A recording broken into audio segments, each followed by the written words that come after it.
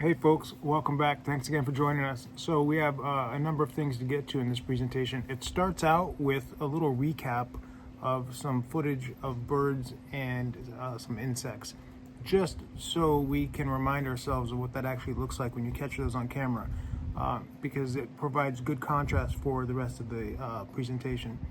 Also, there's footage from the war in Ukraine in this presentation, and I have a lot of it because I watch and I see a lot.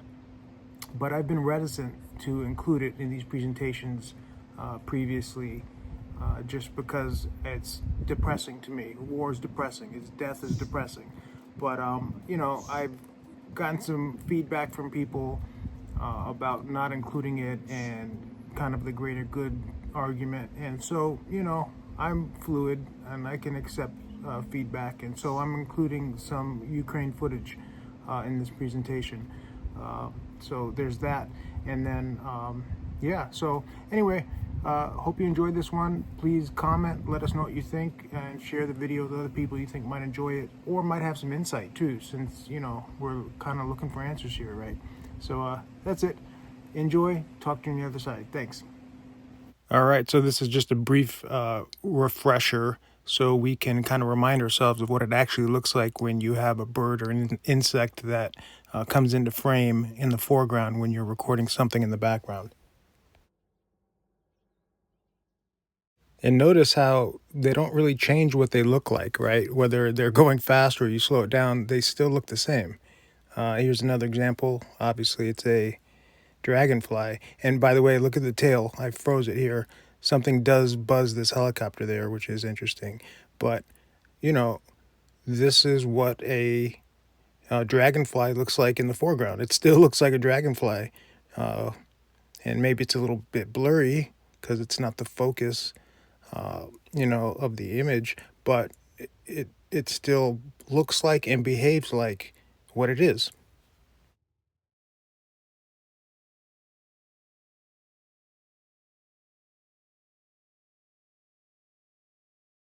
So I guess I should mention, in addition to the blurriness, the size differential is also a thing because there aren't dragonflies the size of helicopters. So obviously it's much bigger because it's closer, right, to the camera, just like this butterfly is, and just like the bird was that we started out with. I mean, that's obvious, but in the footage that we highlight on this channel, you don't see these dramatic size differences. So that tells you that these aren't little foreground incursions.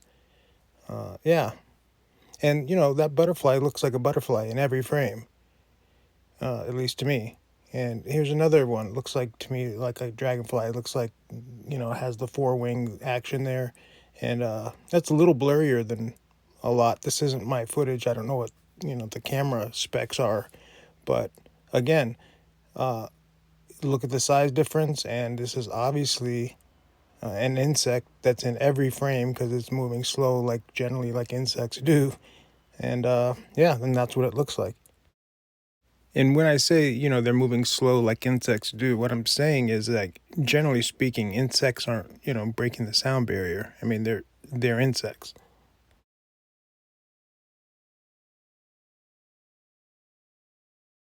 Okay, and so again, here the size differential, allows you to determine which is closer to the camera than the other without triangulating anything. I can tell you that this bird is closer than that airplane, right? And again, it's in every frame. It's slowed down and it's going slow because that's what a bird in slow motion looks like. And I'm sure there are faster birds on the planet, but again, I mean this is what birds look like when you take a video of them and slow it down. They just look like birds going slowly.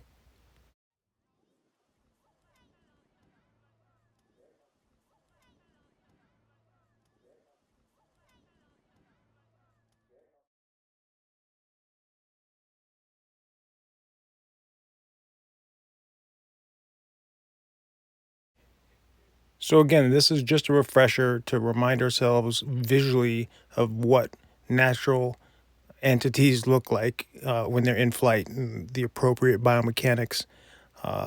Yeah. So also with these birds and insects, the two things we can say is that they're in every frame and that we know how they're moving and flying because we see wings.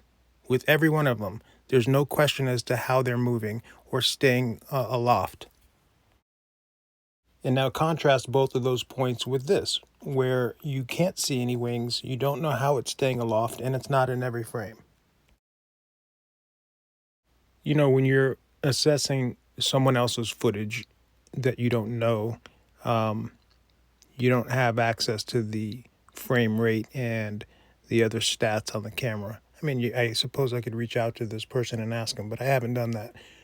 But what I can vouch for is the consistency of the behavior of whatever these things are, because they are always doing this. Whatever this is, it's perpetual and it's everywhere. I mean, this YouTube channel, Bob Sagrani, that gets this great footage of these air shows, he's in the UK. I'm in Los Angeles. But regardless of where the footage is being captured, you see the same behavior. And so, like we reestablished at the outset of this presentation, insects and birds look like insects and birds when you record them and then slow it down. Slowing it down doesn't change the way they look. They look like what they are. So the question is, what does this look like? What is this? I mean, assuming it looks like what it is, then what is it? And how is it moving through space at this rate of speed, at any rate of speed, really? Because it looks like a rock. And also remember the size point I was making earlier on. If this was in the foreground, it would be gigantic, but it isn't. So this is that same airplane that we just watched, and basically 5 seconds later in the footage, but I changed some of the settings so this capture could be brought out a little better because it was really tough to see.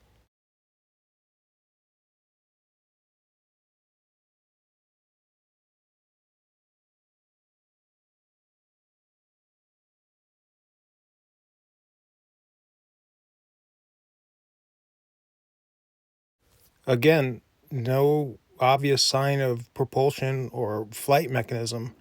And also, check this out. Look at the top left. That thing is in that frame and then that frame. So you're going to see that in real time here. And it's like a blink of an eye. But again, all three of these things, both of the white orb type things and then that thing in the top left corner, no obvious sign of propulsion. But what it doesn't look like is any of these things.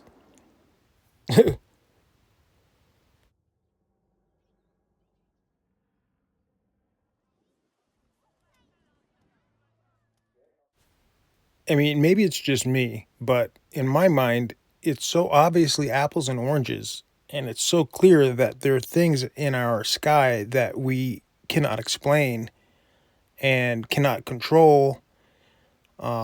It's just very obvious to me.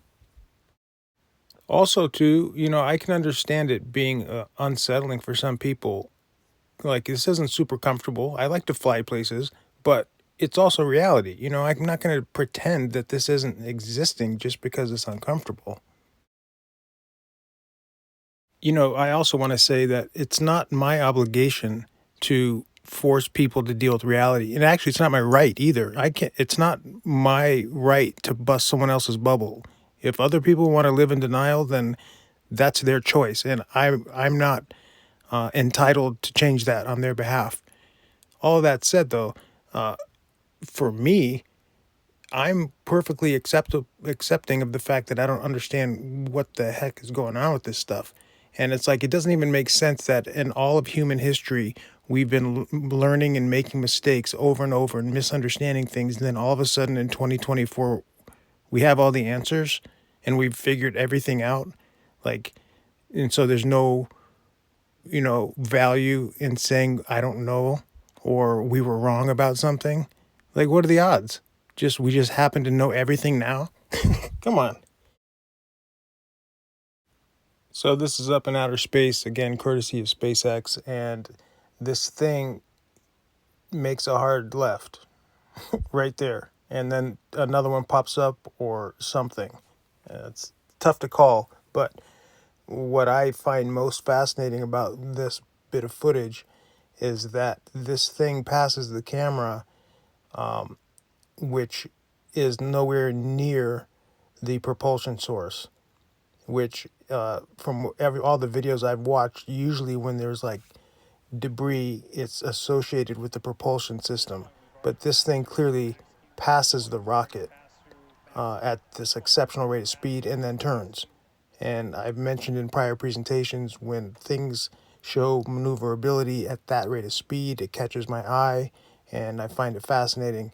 Whatever this is, and whether it's easily explainable or not, it's super crazy to watch.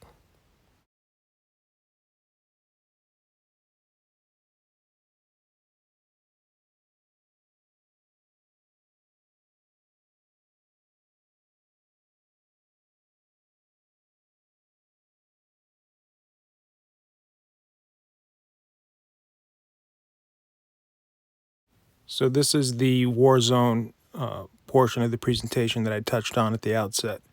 And this is paused there. You can see it's a white orb. It came down from the top, and then it sort of disappears, gets light, and then gets dark right there. And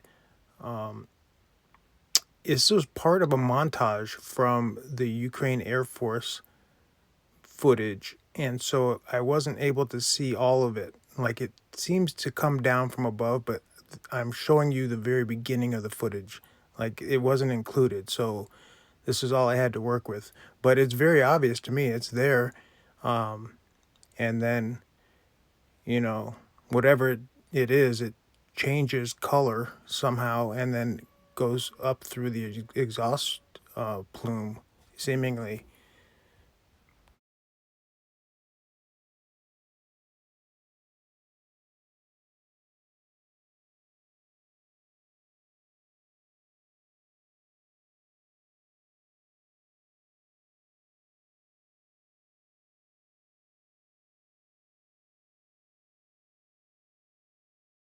So I don't know if you're able to see where it kind of approaches or enters the exhaust stream. So I'm pausing it right here so you can see what I was talking about.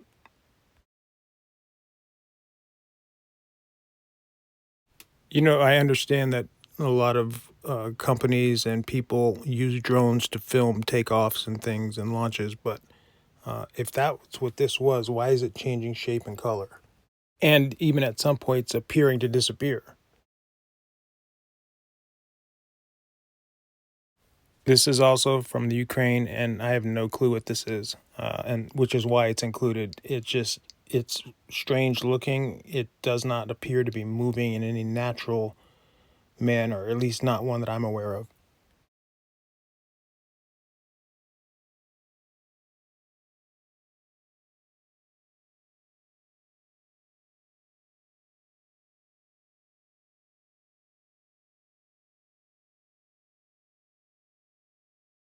And if you're watching this and you happen to know what that is, please chime in the comments and let us know, because it's I don't know what it is, and I'm really curious about it. This is still in Ukraine, on the battlefield, and this thing zips right through. And I'm going to pause it here in a minute on this last of those 3 frames because there seems to be some sort of distortion, like it's in a bubble of some sort. I don't know if this translates video wise, but yeah, and it's something we see often with these things.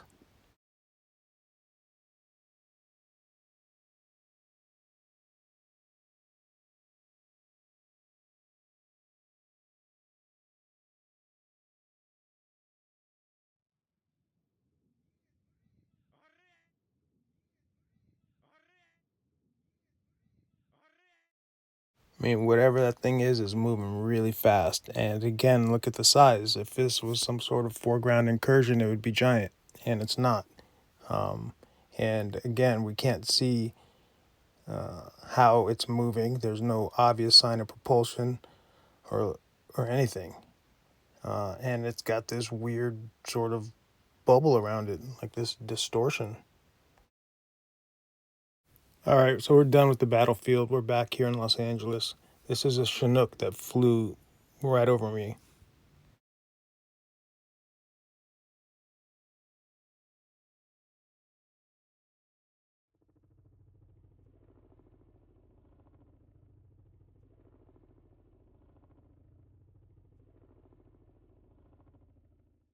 You know, whatever this thing is, you'd think filming 4K 60 frames per second, you'd see more of it. It would be in more of the footage than this.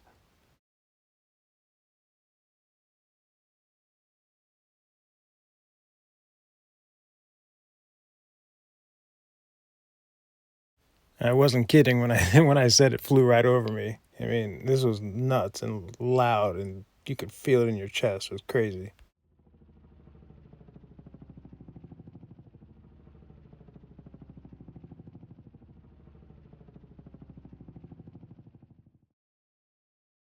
And so earlier, I was making the comment that the air show footage from the UK could have been taken in LA, right? So look, we saw this already once, and it's virtually identical to what we're just looking at with this Chinook. I mean, it's this kind of orangey thing with, no sign of propulsion. And it looks like a rock or, a pumpkin or something. Okay, so we're going to wrap it up with this little bit of fun here on the right side coming from top to bottom. And obviously, we're going to slow it down and get a little closer. But yeah, I'm not a fan of these things. I'm just not a fan. This is a knot bird, and it should look familiar because this was the last one that looks just like it. And it's eerie. There's nothing bird-like about it. It has the coloration of a bald eagle for some reason. Its wings, whatever those wings are way too long for its body. There are no tail feathers. There's just nothing about this thing that's bird. There's no beak. Those gigantic black eyes. It looks like half velociraptor, half horse. It's just not good. And like I said before, it looks like a grappling hook sometimes. And when you see it in flight, the mechanics don't even make sense. Look at this. And when I first featured this footage, I also showed you this, which was from the YouTube channel DeadEye Customs. And he captured this, and he had a lot of the same observations that I'm making now, which is that it's not a bird. And so here are the screenshots from this most recent capture. And they're not as clear as the first one I got, but you can still see the coloration is bald eagle coloration for some reason. And you can still see these giant black eyes on the sides of its head. The proportions are askew, and the biomechanics of flight don't make any sense. Look at that. I mean, that's not what a bird looks like when it flies. And I mentioned this earlier. I said we're going to come watch this footage again. And this is why it's relevant. This is what the appropriate, proper biomechanics of bird flight look like. What they don't look like is this.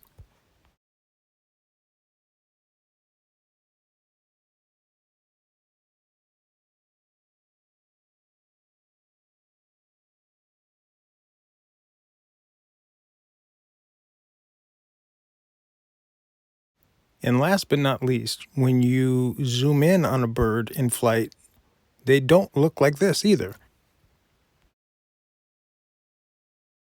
So I'm really at a loss with this because I don't know what these things are, but I know what they're not, and they are not birds. All right, folks. Well, there you have it. Yeah, I'm not a fan of the not birds. I don't like being lied to. And I think the logical extension of the concept is like if you or whatever, if something can mimic and has a desire to mimic, you know, a bird, what's to stop it from mimicking a human? And that I don't like to think about. So I think that's kind of the root of my displeasure with these things that do not actually look or operate like birds once you actually look at them, because it just makes me wonder what else is fake, but anyway, yeah. And the Ukraine stuff is what it is. Like I said, there's a lot of it. I almost every video I see coming out of war zones, I see things. My brain just identifies stuff, and then I screen record it and then watch it scrubbed through, and I'm like, yep, that's that, or there's that thing. It's like, I don't know what to make of that. But yeah, and hopefully, the little refresher with the birds and the insects at the beginning kind of helps some people, because I understand the knee-jerk response to, call these things something prosaic or classify them in that way. But on the other hand, the reality of the situation is there are things in our sky and in this world that we just do not understand and do not know, and it behooves us to acknowledge that lack of knowledge rather than pretending like we've figured everything out. That's just my take on it. So and yeah, I just looked at my own shirt. I'm actually wearing a 34-year-old shirt. How about them apples? I'll see you guys on the next one. Thanks.